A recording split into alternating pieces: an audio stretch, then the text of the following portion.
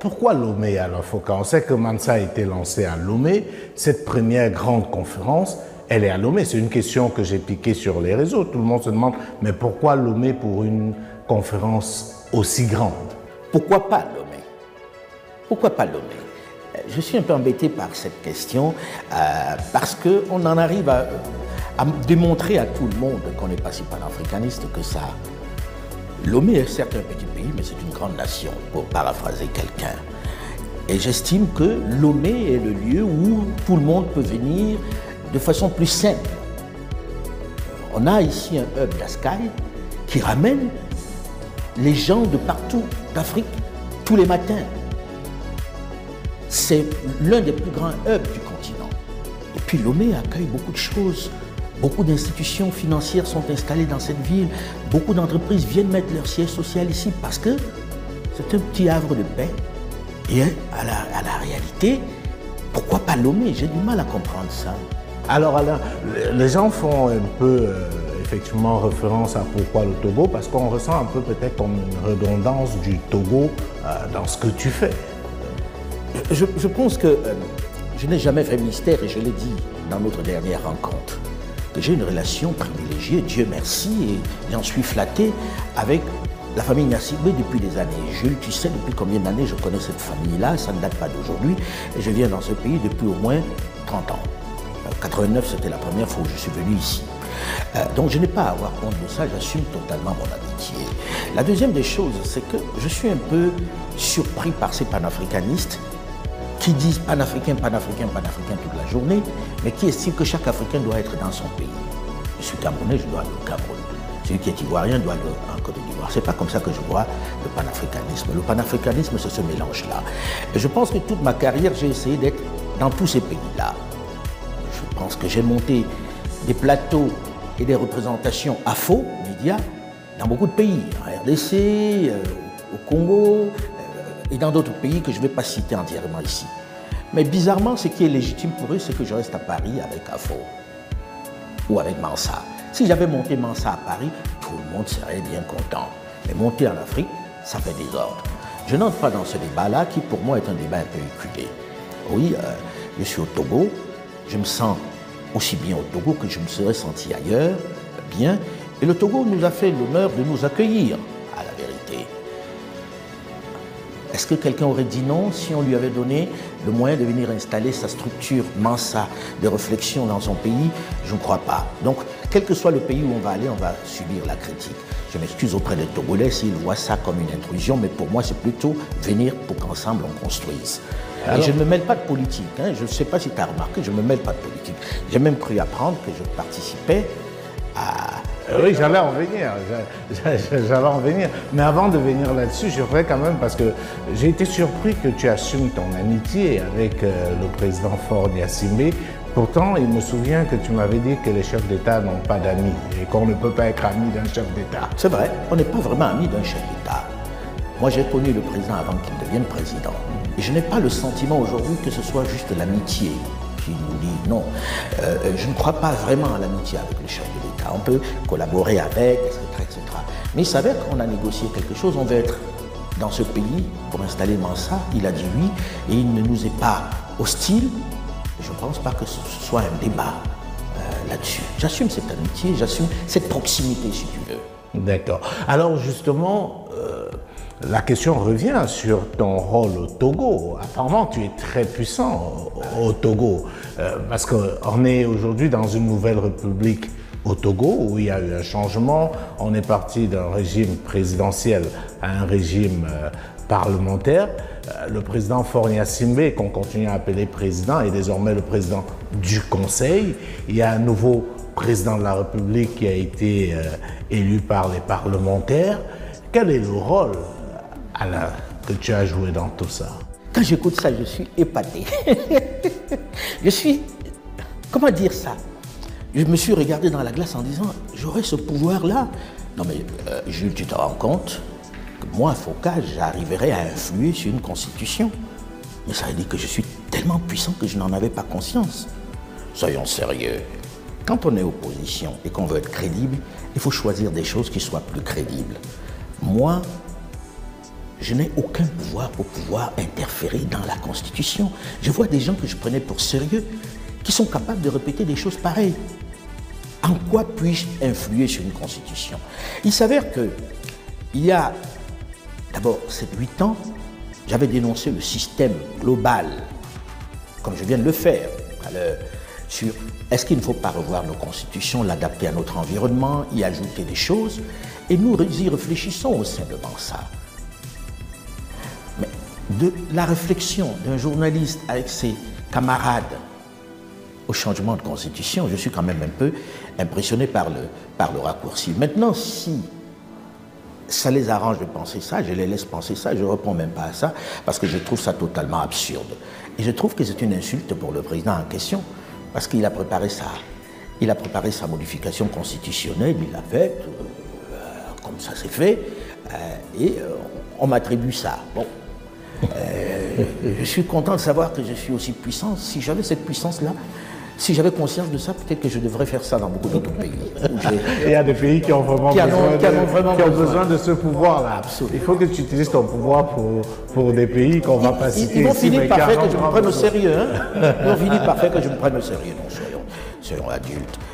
Quand on est homme politique, on doit trouver des arguments qui tiennent un peu plus compte des attentes des gens.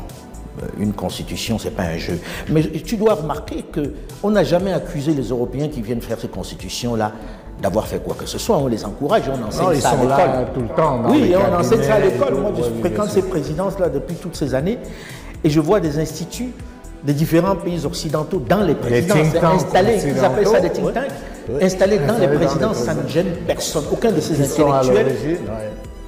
On sait qu'ici au Togo aussi, il y a eu un think tank. Je veux dire, on peut citer les instituts Tony Blair, qui sont dans beaucoup de présidences, ça ne dérange pas. On les a vus en Guinée, en République de Guinée aussi à un moment donné. Tony Blair aurait plus de raisons de proposer ces changements en Afrique qu'il ne fréquente pas que moi peut-être. Encore que je n'ai rien proposé jusqu'à maintenant. J'aimerais, je pense qu'ils m'ont donné des idées. Ils m'ont donné des idées sérieusement et je pense que Mansa doit s'employer à aller proposer ce genre de choses de façon un peu plus affirmée parce que finalement, visiblement, on a gagné un galon. Alors, la question du Togo, je m'en voudrais déterminer si je ne pose pas cette question. Il y a une nouvelle république. Mais effectivement, on ressent aussi, que ce soit en échangeant avec certains Togolais ou sur les réseaux sociaux, une forme de tension interne.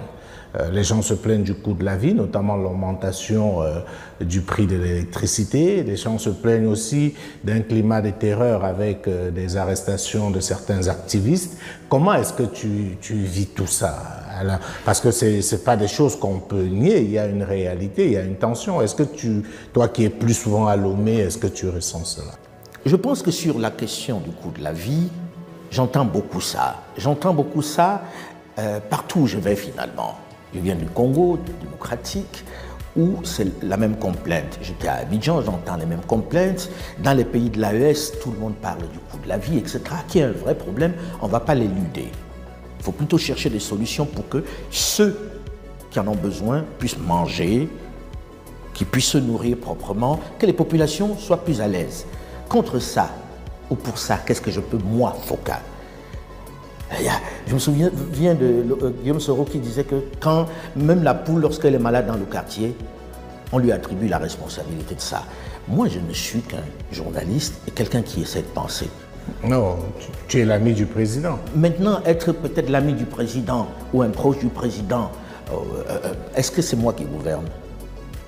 Mais tu peux parler au président. Parce que tu penses que le président ne sait pas ce qu'il y a comme climat dans son pays? Il a besoin de Foka pour lui dire ce qu'il y a comme climat dans son pays? Non. Je pense qu'il faut qu'on soit un peu plus rationnel, pragmatique.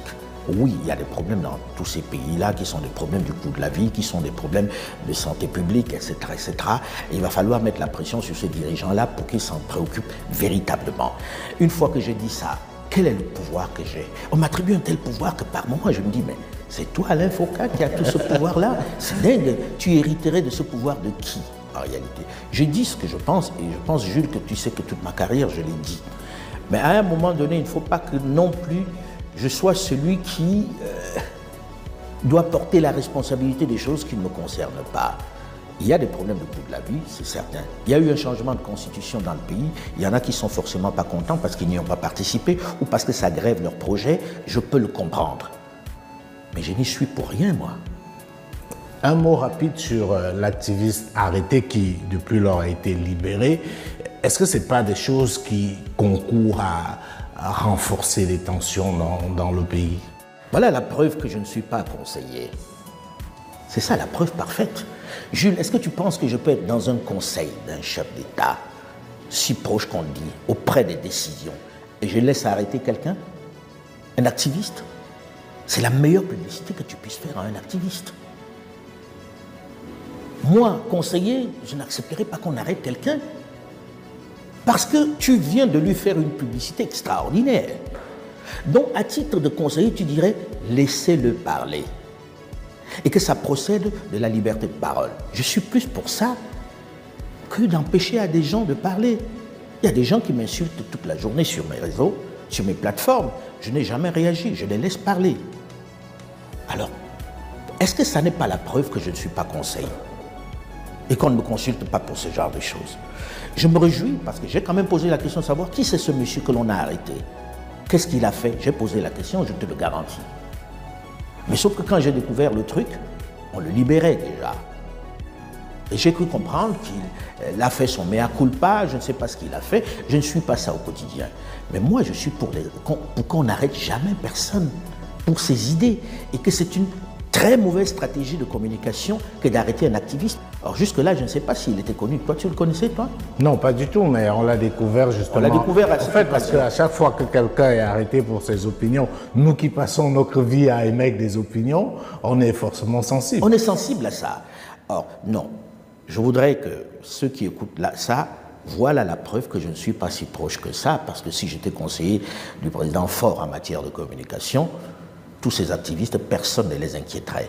Ce monsieur, je ne le connaissais pas, et quand j'ai découvert, j'ai posé la question pourquoi on a arrêté ce monsieur, sauf que ce monsieur était libéré, d'après ce que j'ai cru comprendre, il avait fait son mea culpa, et je n'entre pas dans ce débat-là, et je ne sais pas, à un moment donné, qu'on comprenne que moi je suis journaliste, et je suis leader d'opinion aujourd'hui. J'exprime des opinions positives. Comment on peut faire? Je fais des propositions. Elles peuvent être très mauvaises, hein, médiocres. Mais je propose, à partir de cette proposition, on peut construire aussi, ou on peut détruire, mais on peut surtout construire, mais qu'on ne soit pas statique à pleurer simplement. Mon panafricanisme est un panafricanisme de construction, de proposition, pas de complainte. Et je ne suis pas le porte-parole de qui que ce soit. Je ne suis pas le porte-parole des idées des autres. Je pense que les idées des autres qui nous ont gouvernés pendant les 60 dernières années ou les 100 dernières années ont été mauvaises. Déconstruisons pour construire des nouvelles qui soient conformes à notre pensée, à nos réalités, à notre vision, à nos traditions, à nos us et coutumes, à nos valeurs. Ça, c'est ce qui m'anime chaque jour. Je peux être très mauvais. Peut-être que je fais de mauvaises propositions, mais qu'on me juge sur les idées, pas sur les histoires en dessous de la ceinture ou sur mes amitiés avec tel ou tel. Les gens de l'opposition de chacun des pays savent que j'ai des relations apaisées avec eux. Je vais dans tous ces pays-là et je discute avec tout le monde. Donc je ne vais pas me justifier là-dessus. Merci beaucoup Alain. Nous sommes arrivés